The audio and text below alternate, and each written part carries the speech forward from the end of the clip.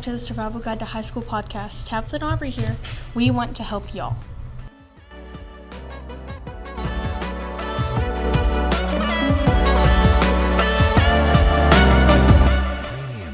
Welcome back to the Survival Guide to High School podcast. Today we'll be talking about sports alongside classwork. Today we are here with senior Corbin Bailey and Coach Burrow.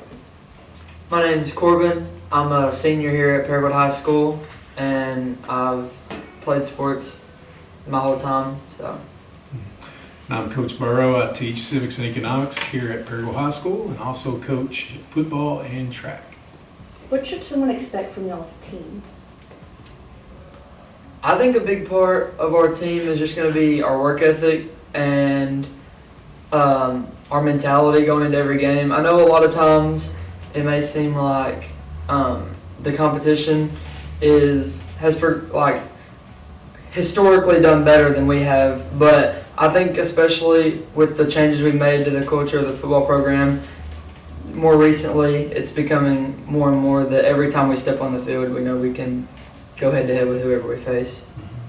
Yeah, this year was a great year. I mean, even though we only won 2 or 3 games or whatever, it was one of those things that you could see improvement in the hearts and the minds of the players. The how do you say that? The culture that we've had the last several years has just a lot of guys just saying, "Hey, we're going to lose." But now that Coach Phillips is here, he's brought a different mindset, and you see it in the hearts and the minds of the players. And one of the things that they need to understand, anybody that comes on our football team, is they're going to come and they're going to work hard, and they're going to give their all. They're expected to give their all.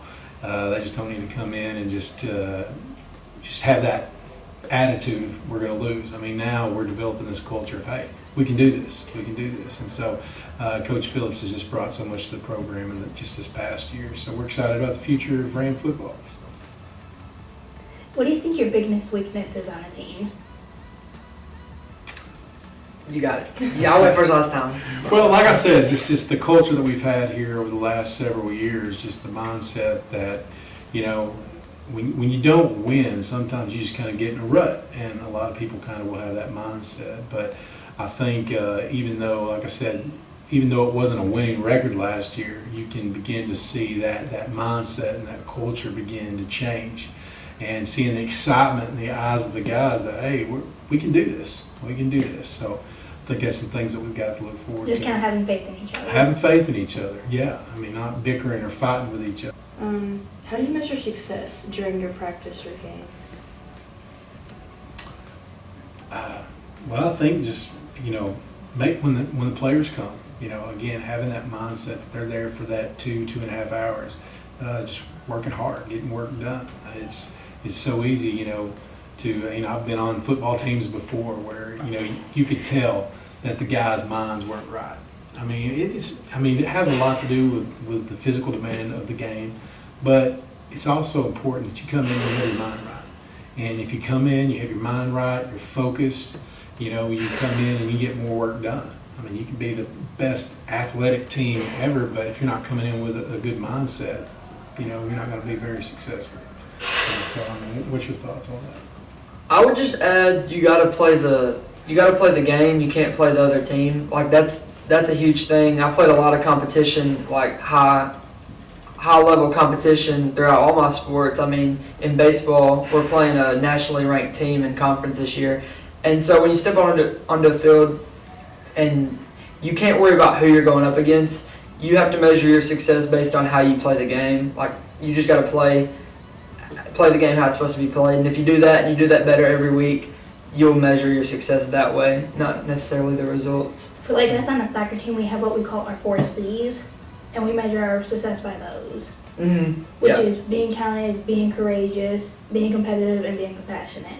Exactly, and that's things that you can, it doesn't matter who else you're playing against that night. You can do those 4 things every night, regardless of who else you're playing against. Then it's a win. Yeah, exactly, yeah, exactly. We measure a win by how much effort it's put on the field, not the score. Mm-hmm. Yeah. You don't really measure it by wins and losses. Those are very important, You still, But there's been times we won a game and coach was like, that wasn't a win, there wasn't no effort. Yeah. Mm-hmm. And there'd be times we won we lost the game, and coach was like, yeah, that was definitely a win. Yeah. You could see the effort on the field. Oh, yeah.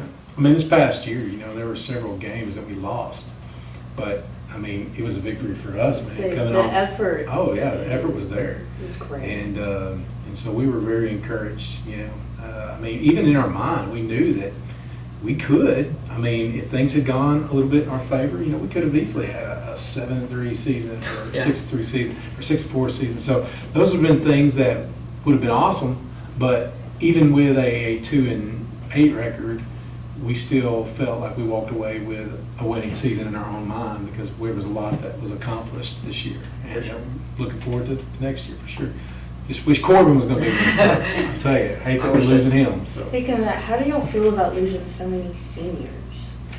Well, was it 18, I think it was 19? Yeah, I mean, it hurts, no doubt. I mean, you wish you could have them. I think I even heard Coach Phillips say that he wish he had them for another year, another couple of years, because these guys brought some leadership, unlike we've seen, and so these guys were able to come in and really show a lot and bring a lot of leadership, and so it certainly hurts to lose these guys, but they have set the standard and really I think have caused these upcoming seniors to know, okay, this is a level that we've got to be at this year, and so. These guys really brought a lot to the program. Again, we hate to see them go, but I think this next group that's coming in is going to certainly follow these guys' lead for sure. So, How do you guys welcome like a new player? well, I mean, we set the expectations up front. I mean, hey, if you're going to come and be a part of this team, you got to step up your game. Just don't come and just expect to get by. I mean, you come in here, you focus.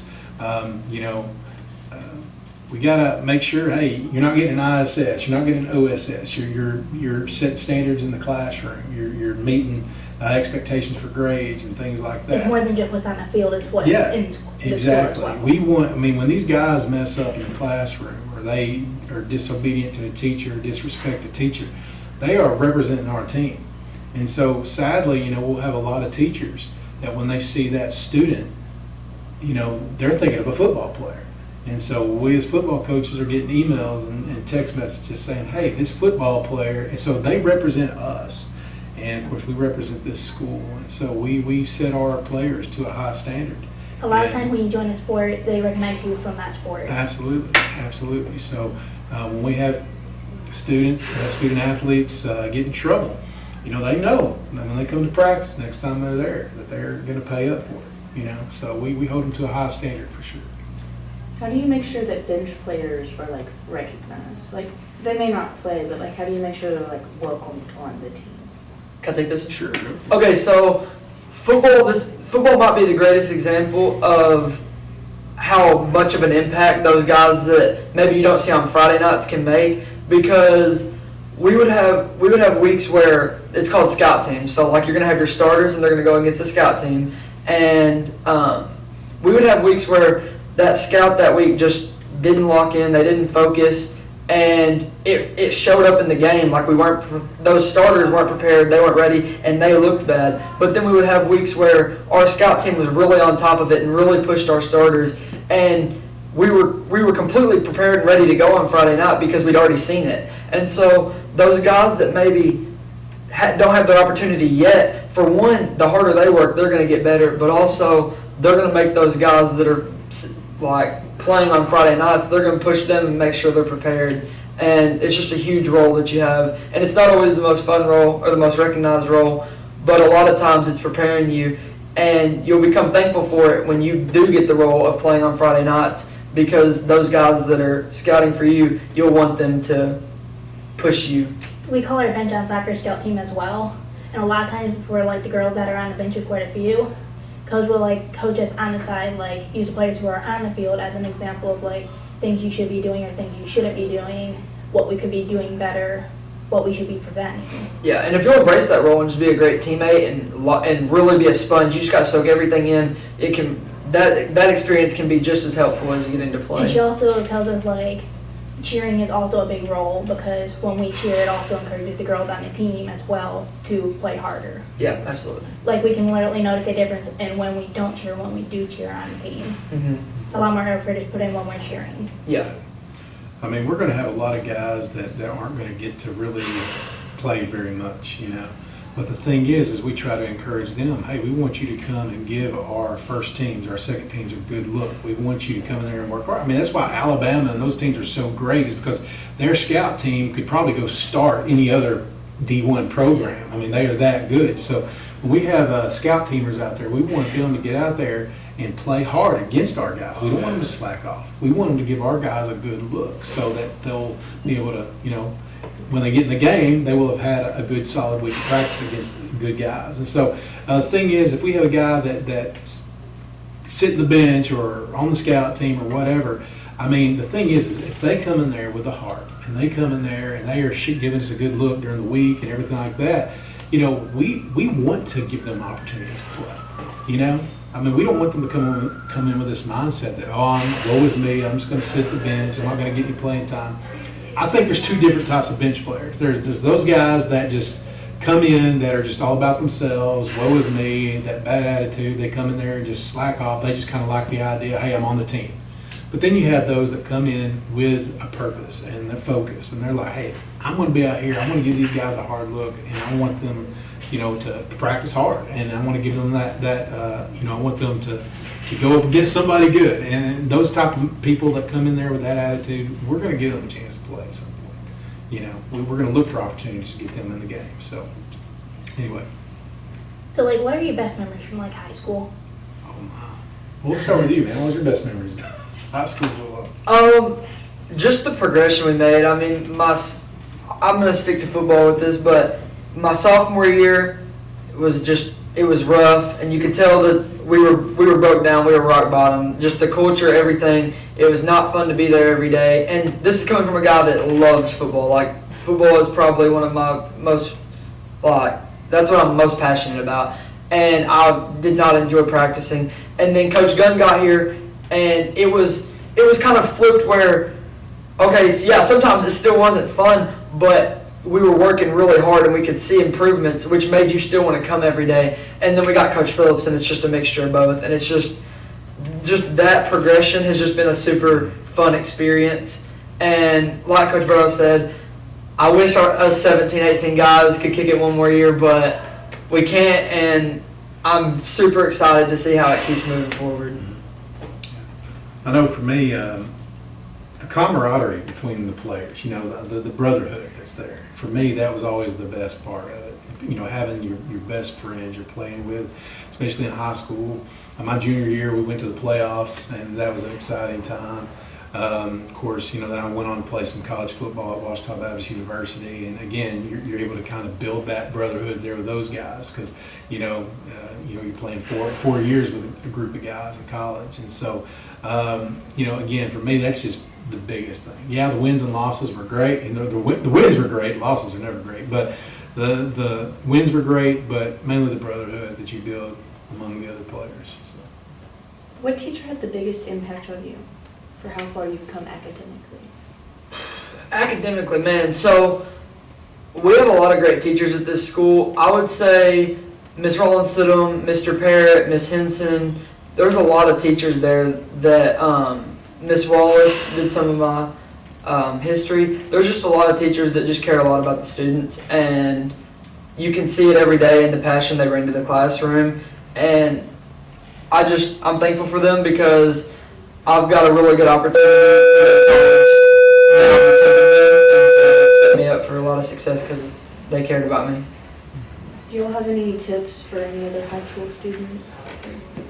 I actually had a student come to my classroom this morning before school started, and I just told him to start thinking long term. You know, a lot of teenagers today, they just kind of look at what's in front of them. They don't think about, the decisions they make and stuff like that impacts them right now, but it's also going to impact their future. You know, and so a lot of them will make some bad choices, and they're not thinking about how it's going to affect them long term. So this young man I was talking to today, I just said, begin thinking about your future now, and think about the things that you can do now that are going to, help lead that direction. And so that's my biggest encouragement to students is don't just think about the here and now, but think about, where you want to be in 5-10 years. And so, I'd say I kind of live by this, and it's something that I've learned just along the way. But just every day has to be a good day. Like you can't afford to, especially like when you're going. Like if you've had a bad day at school, if something didn't go right, as soon as you step into practice or into the field around your brothers, you have to have a good day. You can't afford not to, because if some other school or somebody else that you're going up against, and even in life, if another business that you're trying to do better than, if they have a good day and you have a bad day and you bring your whole company down, they're winning. And like you just every day, no matter what, you just have to try to make it a good day.